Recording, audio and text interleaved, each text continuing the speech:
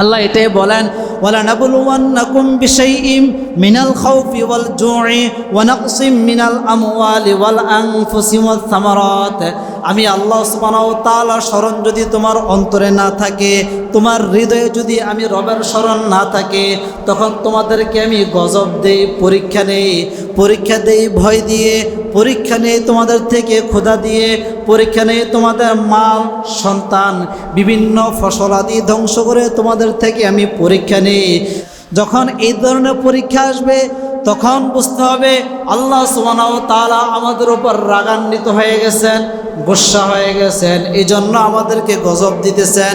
যাই হোক, আমার জীবন যাক, আমার সন্তান যাক, আমার সম্পদ যাক, আমার ক্ষুধা হোক, আমার ভয় হোক, যা কিছু হোক, এই অবস্থায় অবাশশির সাবিরিন, আমার একমাত্র ধৈর্য ধারণ ছাড়া আর অন্য কোনো রাস্তা নাই। যা কিছু আরবির একটি প্রথম মাসেই প্রথম জুমা,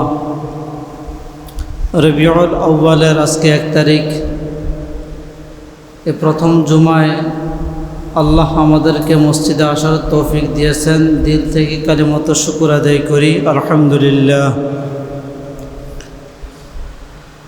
আমরা অবগত আছি যে পূর্বে বন্যা এবং আল্লাহ সুবহানাহু ওয়া তাআলার গজব নিয়ে কয়েক জুমায় আলোচনা করেছি।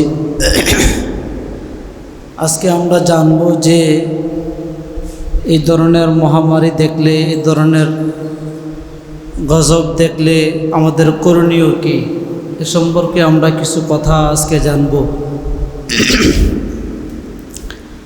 আমরা জানি যে আল্লাহ সুবহানাহু ওয়া তাআলা আমাদেরকে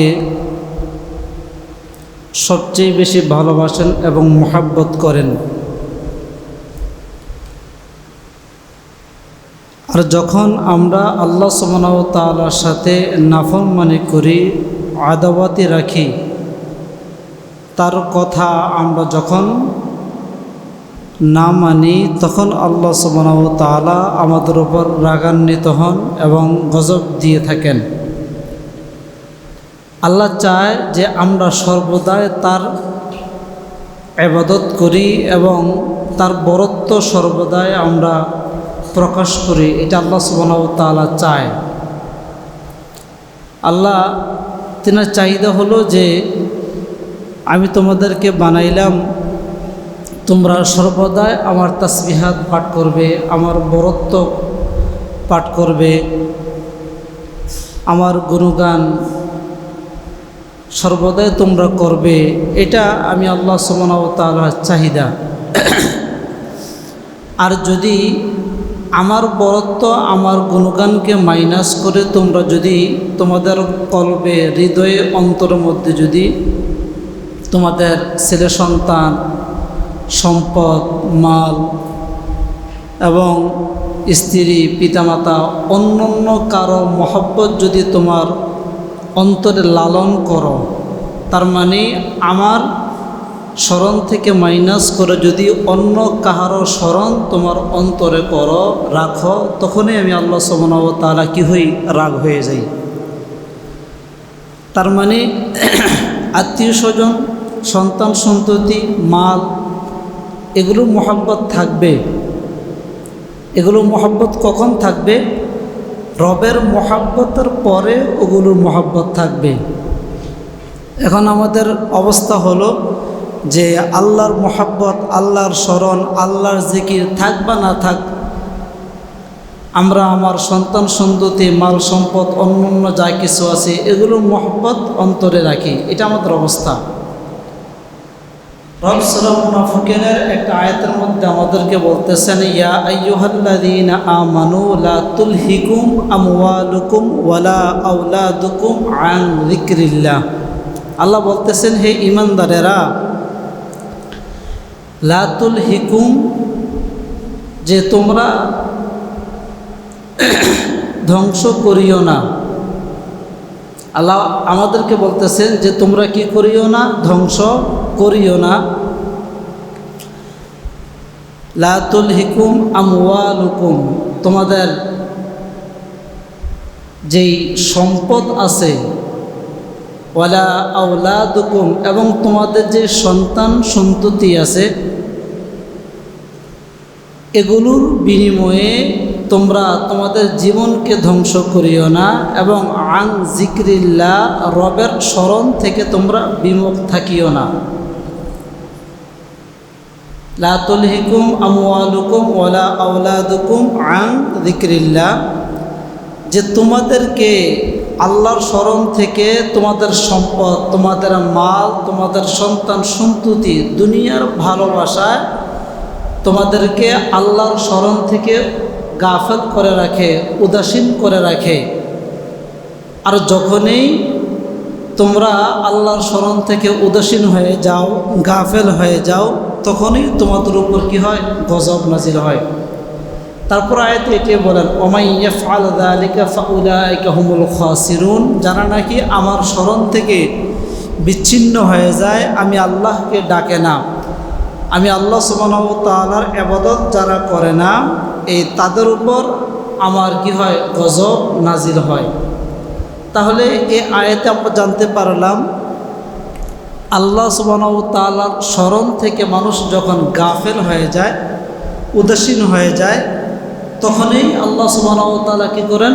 গজব দিয়ে থাকেন। গজব কি দেন? বিভিন্ন গজব আমরা দেখতে পাই। পানির মাধ্যমে গজব দেয়, বাতাসের মাধ্যমে গজব দেয়, আগুনের মাধ্যমে গজব দেয়, জিনের মাধ্যমে গজব দেয়, অথবা একজন মানুষ অন্য মানুষের মাধ্যমে কি করে? গজব দেয়। যেমন স্বৈরাচারী শাসক, এটা কিন্তু গজবের অন্তর্ভুক্ত। জালেম বাদশাহ আপনার উপরে কর্তৃত্ব করবে, এটাও আল্লাহ সুবহানাহু ওয়া তাআলার একটা কি? গজব। বিভিন্ন গজব। এজন্য আল্লাহ সুবহানাহু ওয়া তাআলা বলেন যে বিভিন্ন গজব থেকে শক্তিশালী একটা গজব, সেটা হলো বাতাস। শক্তিশালী একটা গজব, সেটা হলো কি? বাতাস। এজন্য বর্ণনায় আছে যে কিয়ামতের আগে প্রথম একটা বাতাস হবে, ঠান্ডা বাতাস। ওই বাতাসে জান্নাতে মানুষগুলো শেষ হয়ে যাবে। তারপরে বাতাসের স্পিরিট এমন বাড়বে, বলা হয় পাহাড়কে তুলার ন্যায় উড়িয়ে অন্য প্রান্তে নিয়ে যাবে। এবার মনে করেন বাতাসের শক্তি কীরকম। এটা পাহাড়, লোহা, বাড়ি ঘর যা কিছু আছে সব কিছুকে সমূলে উপরে ফেলে অন্য কোনো জায়গায় কি করবে? নিয়ে যাবে। এটা বাতাসের শক্তি। এজন্য বাতাস দুই ধরনের। হাদিসের মধ্যে আছে, এই যে আবু হুরায়রা রাদিয়াল্লাহু তাআলা আনহু থেকে বর্ণিত একটা হাদিস, বলা হয় আর রিহু মির রাউহিল্লাহ, বাতাস আল্লাহ সুবহানাহু ওয়া তাআলার পক্ষ থেকে আসে। আমরা তো অনেক সময় দেখা যায় এই বাতাসকে ধিক্কার দেই, বাতাসকে অনেক সময় মন্দ বলি, বাতাসকে অনেক সময় কী করি? এই গালমন্দ করি, গালাগালি করি। যেমন দেখা যায় আমি কিছু দিলাম, রোদ্রে কিছু দিলাম, বাতাস উড়িয়ে নিয়ে গেল, তখন কিন্তু আমি বাতাসে কী করি? গালি দিই। অথবা আমার কোনো কাজ বাতাসের দ্বারা সম্পূর্ণ হলো না, অথবা বাতাসের দ্বারা আমার অনেক ক্ষয়ক্ষতি হলো। যেমন একটা মানুষ ধান করে, ধান করার পর এই আগামীকাল সকালবেলা সে কী করবে? ধান কাটবে। আজকে রাত্রে এমন বাতাস আসছে, সম্পূর্ণ ধান মাঠে শুয়ে গেছে, মানে শেষ করে দিছে। তাহলে এই গৃহস্থ কী করে? বাতাসকে গালমন্দ করে। আল্লাহ সুবহানাহু ওয়া তাআলা বলেন, তোমরা বাতাসকে গালমন্দ করে লাভ নাই, কেননা বাতাস মির রাউহিল্লাহ, আমি আল্লাহর পক্ষ থেকে বাতাস কি হয়? তোমাদের নিকটে যায়। বলেন ক্বালা সালামাতু ফারাউহিল্লাহি, সালামাত তিনি বলেন যে তা'তি বির রহমা ওয়া তা'তি বিল আযাব। বাতাস দুই ধরনের, একটা বাতাস মানুষের নিকট রহমত নিয়ে আসে, আর একটা বাতাস মানুষের নিকট গজব নিয়ে আসে। যেমন যারা নাকি ফজর নামাজ জামাতের সহিত পড়ে, দেখবেন খুব সুন্দর মৃদু একটা বাতাস আসে, খুব ভালো। বাতাসটা গায়ে লাগলে কেমন যেন একটা প্রশান্তি মনে হয়, বা শরীরের জন্য অনেক ভালো। অনেক হাদিস আছে যে সকালবেলা আল্লাহ হাবিব সাল্লাল্লাহু আলাইহি সাল্লাম বলছেন যে তোমরা আগে আগে ওঠো, ভোরের বাতাস তালাশ করো, বাতাস তোমার গায়ে যেন লাগে এরকম অবস্থায় থাকো, এবং ফজরের নামাজ জামাতের সহিত পড়ো, একটু বাতাস উপভোগ করো, কেননা ওইটা তোমাদের জন্য রহমত, মাগফিরাত। এজন্য ওই বাতাসটা আমাদের জন্য কি রহমত। এখন যে বাতাস আসতেছে, এই যে ফ্যানের বাতাস আমাদের জন্য রহমত। আমরা রাস্তায় হাঁটতেছি, গরম বাতাস আসতেছে, এগুলো আমাদের জন্য কি রহমত। পক্ষান্তরে কিছু বাতাস আছে, এগুলো আমাদের জন্য গজব। এটাই বলছেন বাতাস দুই প্রকার, ইয়াতি তাতি বিল রহমা, একটা বাতাস রহমত নিয়ে আসে, ওয়াতাতি বিল আযাব, আরেকটা বাতাস তোমাদের জন্য গজব নিয়ে আসে, আযাব নিয়ে আসে।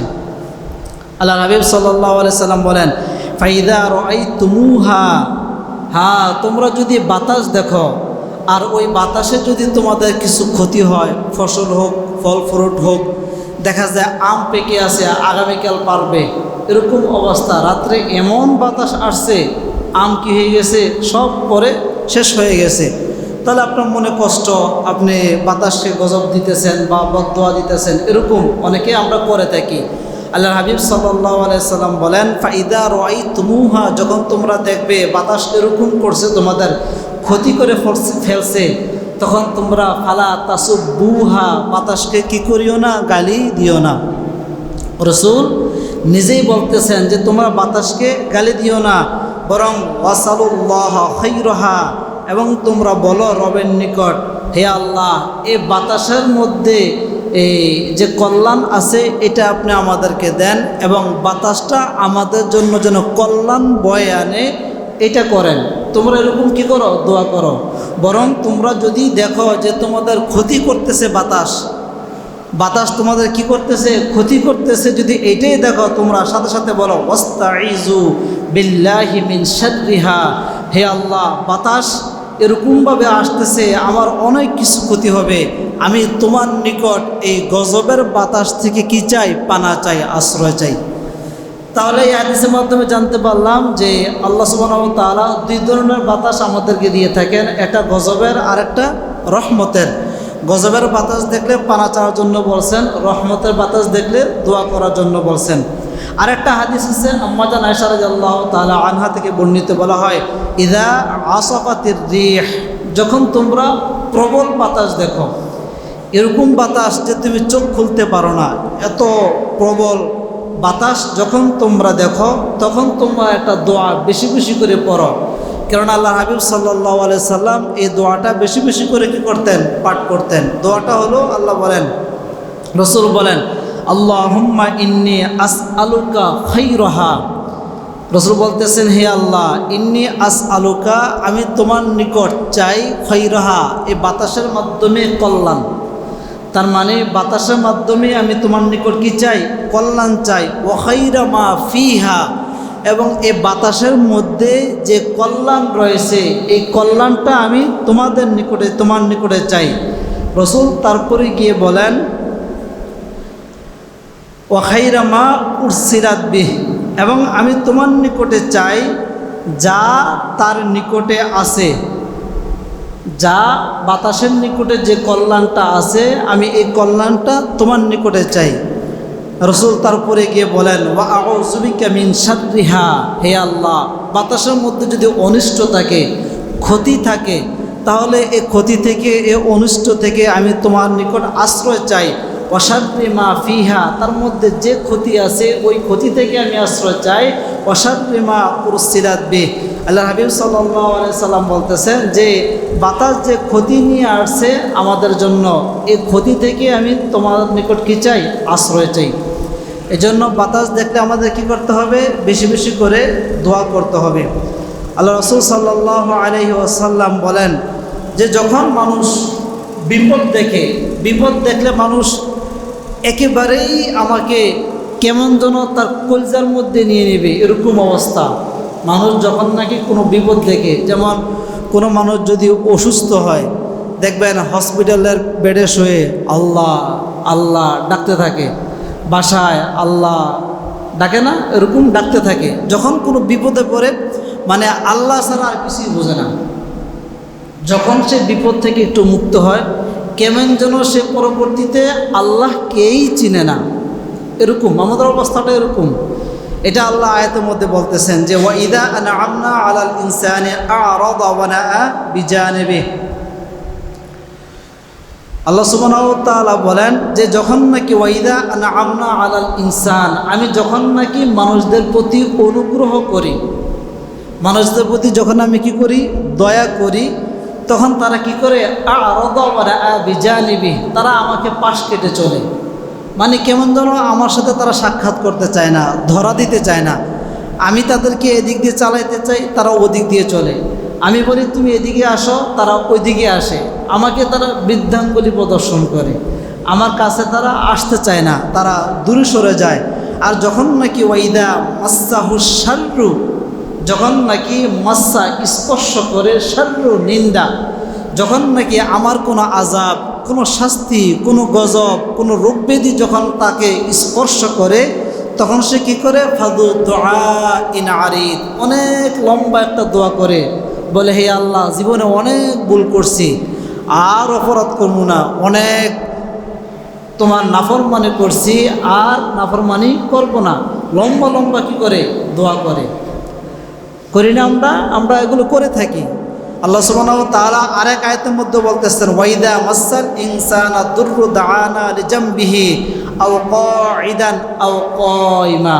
দেখেন, মানে আমাদের যে আমলগুলো আছে এগুলোর সাথে কেমন যেন মিলে যায়। আল্লাহ সুবহানাহু ওয়া তাআলা বলেন, ওয়াইদা মাসাল ইনসান দুররু, যখন মানুষদেরকে কোনো গজবে ধরে ফেলে, যখন কোনো গজব তাকে গ্রাস করে ফেলে, বিভিন্ন ধরনের গজব, আপনার সন্তান নিয়ে হোক, আপনার ব্যবসা বাণিজ্য নিয়ে হোক, ঘরবাড়ি নিয়ে হোক, পানি গজব, আগুনের গজব, বিভিন্ন গজব যখন নাকি আপনাকে গ্রাস করে ফেলে, তখন আপনি কি করেন, লিজামবিহি, আল্লাহ সুবহানাহু ওয়া তাআলা বলেন, আও কাঈদান আও কাইমা, আপনি কি করেন তখন, দুররু দাআনা লিজামবিহি আও কাঈদান আও কাইমা, আপনি কাত হয়ে আল্লাহকে ডাকেন, আও কাঈদান, বসা অবস্থায় আপনি আল্লাহকে ডাকেন, আও কাইমা, দাঁড়ানো অবস্থায় কাকে ডাকেন, আল্লাহকে ডাকেন। এটাই বলতেছে যখন কোনো বিপদে পড়ে যান, আর কেউ নাই, ডানে বামে সামনে পিছনে কেউই নাই,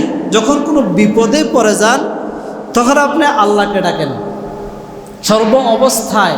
আর কোনো কিছু ভালো লাগে না, আপনি বলেন আমাকে সোজা করে শোয়ায় দাও, আমাকে একটু অজু করে দাও, আমার সন্তানকে নিয়ে এসো, 1 মিনিট কথা বলবো তার সাথে, জীবনের শেষ মুহূর্তে একবার সাক্ষাৎ করব, আমাকে তালকিন করাও, আমাকে কালেমা পড়াও, আমার পাশে বসে সূরা ইয়াসিন তেলাওয়াত করাও, বিভিন্ন ধরনের ভালো ভালো জিনিস তখন আপনার মনে আসে।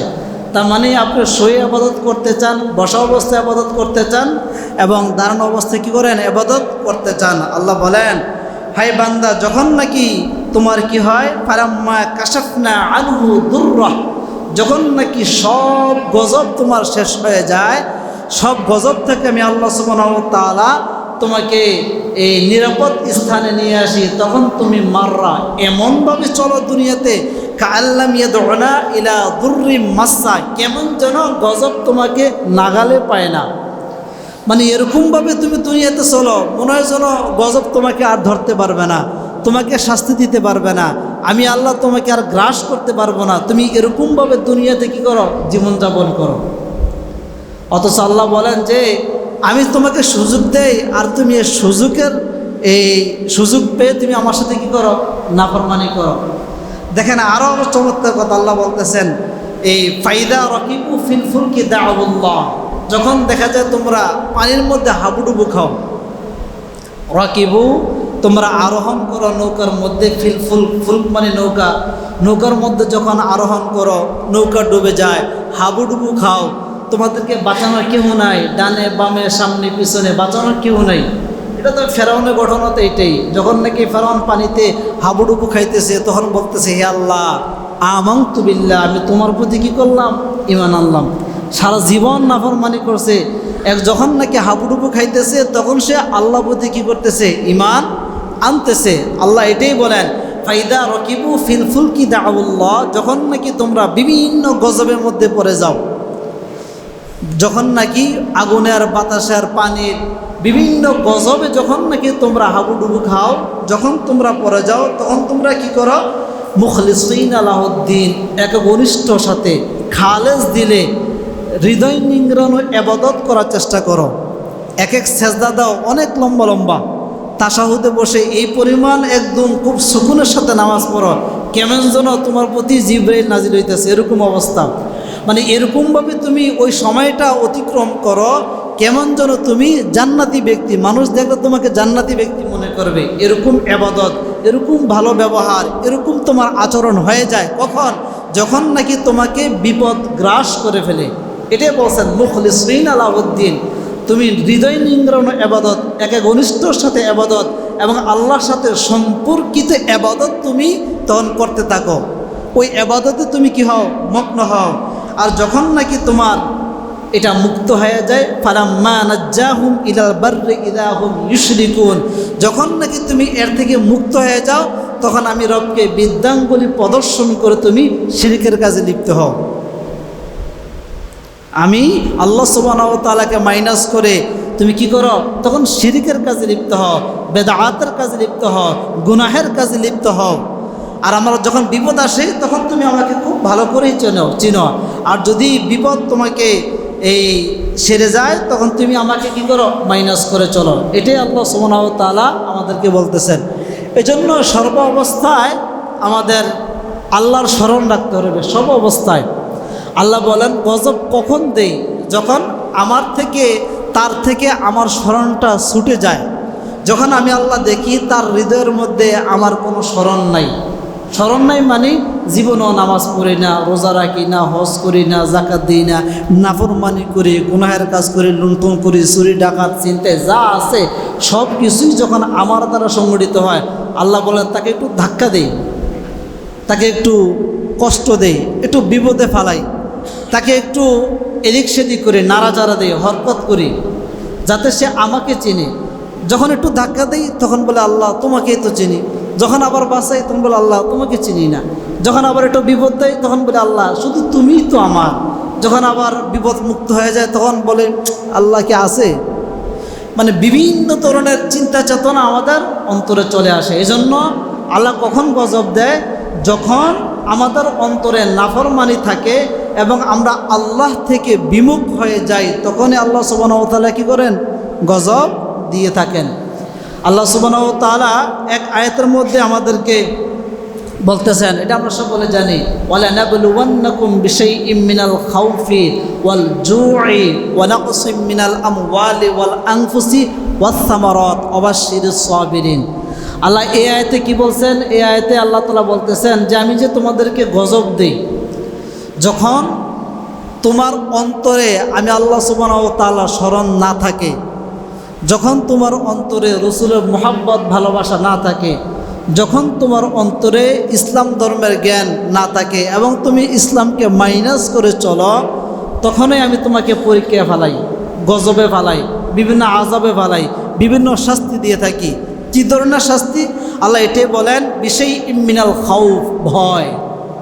এমন ভয় আমি তোমাকে দেখাই যে ভয়ের কারণে তোমার হার্ট অ্যাটাক করে তুমি মৃত্যুবরণ করো, এরকম ভয়। এরকম ভয় আমি আল্লাহ সুবহানাহু ওয়া তাআলা তোমাকে দেখাই যে ভয়ের কারণেই তুমি কি করো? মৃত্যুবরণ করো। অথবা ভয়ের কারণেই তোমার জ্ঞান হারায় যায়, ভয়ের কারণে তোমার জ্ঞান বিলুপ্ত হয়ে যায়, ভয়ের কারণে তোমার মেধা সঠিকভাবে কাজ করে না, এরকম ভয়।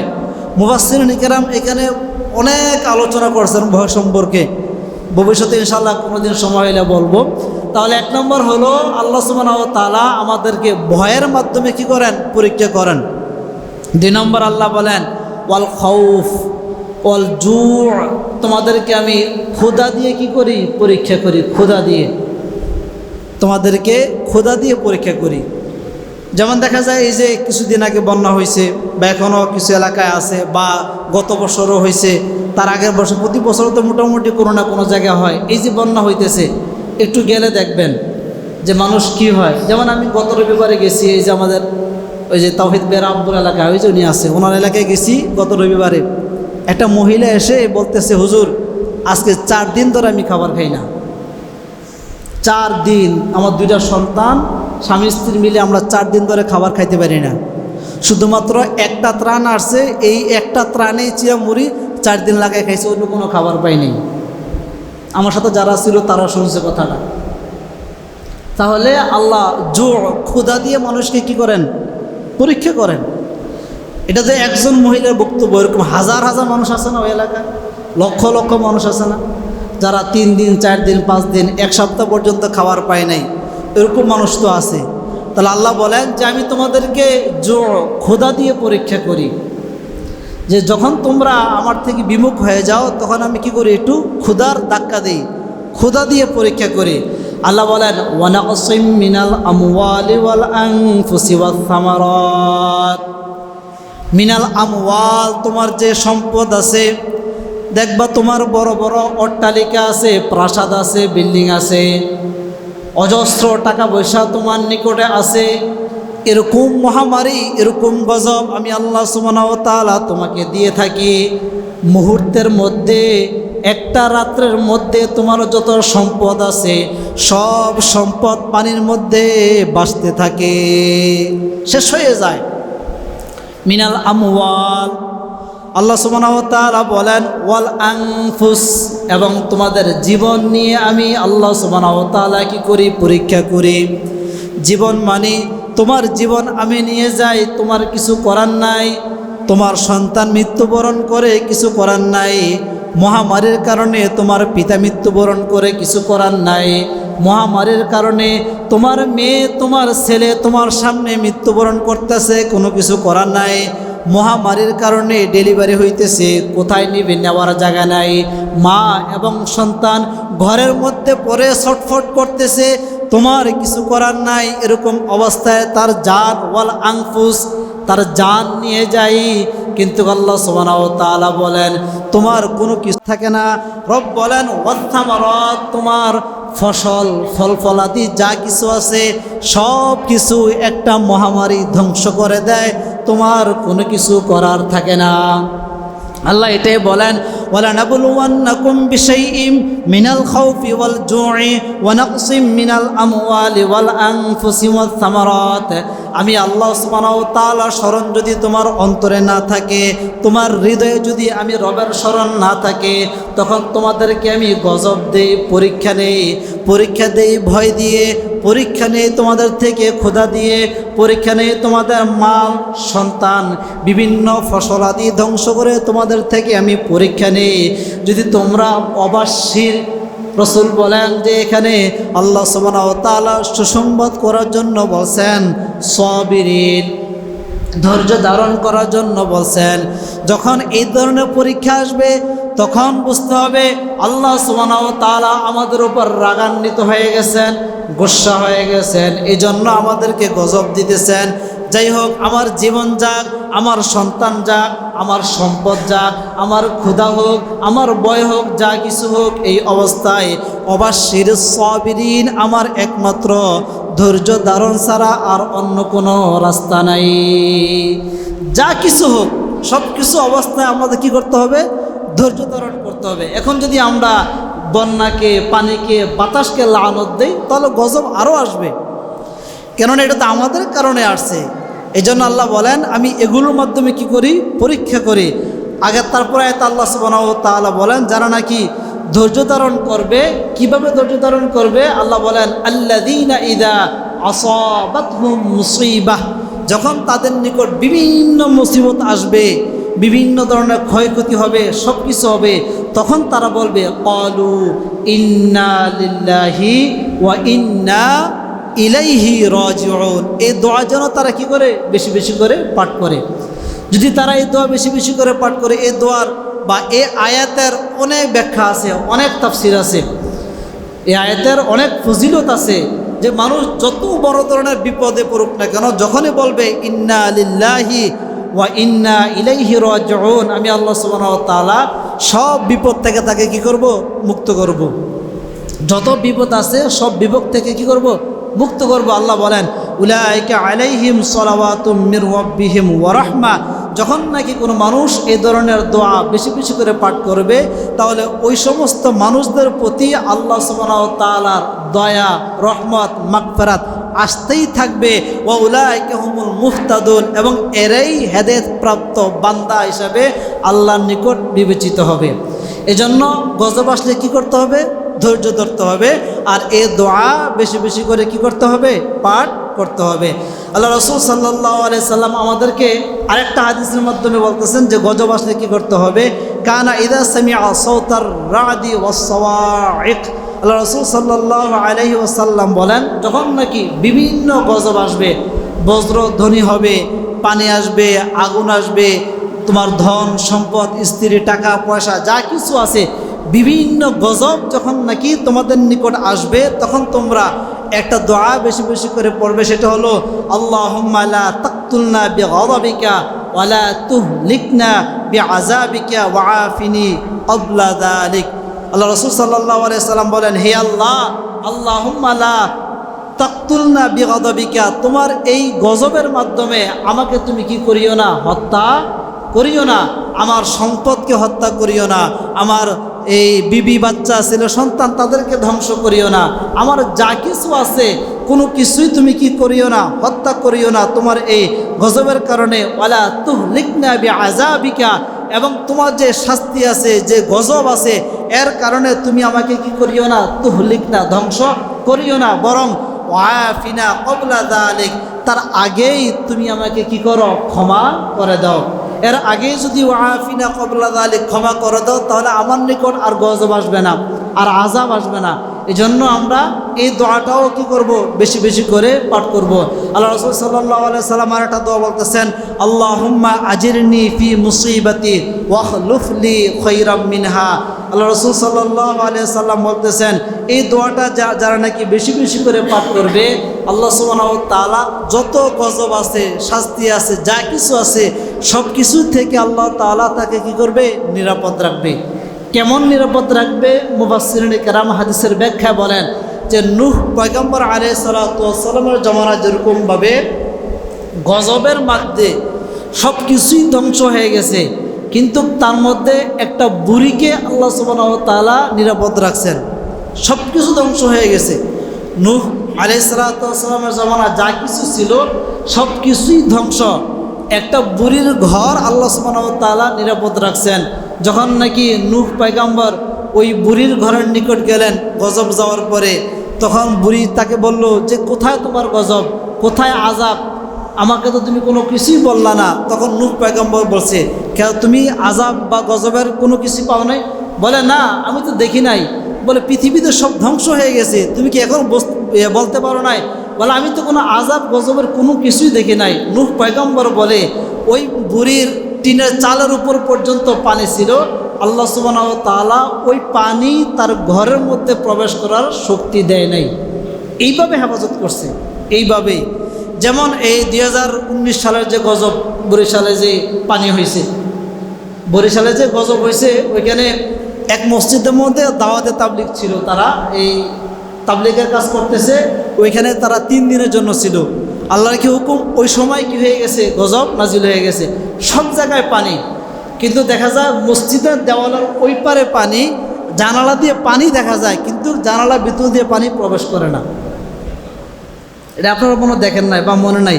পত্রপত্রিকায় ঘটনা আসছে, 1 সপ্তাহ পর এই পত্রপত্রিকা এটা দিছে যে আল্লাহ সুবহানাহু ওয়া তাআলা কুদরত, 1 সপ্তাহ সব পত্রিকা দিয়েছে এই ঘটনা। আরও হাজারো এরকম ঘটনা আছে। আল্লাহ সুবহানাহু ওয়া তাআলা বলেন, যারা নাকি বিভিন্ন মহামারীর সময় আমার এই দোয়াগুলো বেশি বেশি করে পাঠ করবে, তাদেরকে আমি আল্লাহ সুবহানাহু ওয়া তাআলা আমার কুদরতি হাতে সাহায্য করি। সুবহানাল্লাহ। এজন্য আমরা গজবের সময় কি করব? এই দোয়াগুলো বেশি বেশি করে পাঠ করব। আল্লাহ সুবহানাহু ওয়া তাআলা আমাদের সকলকে তৌফিক দান করে।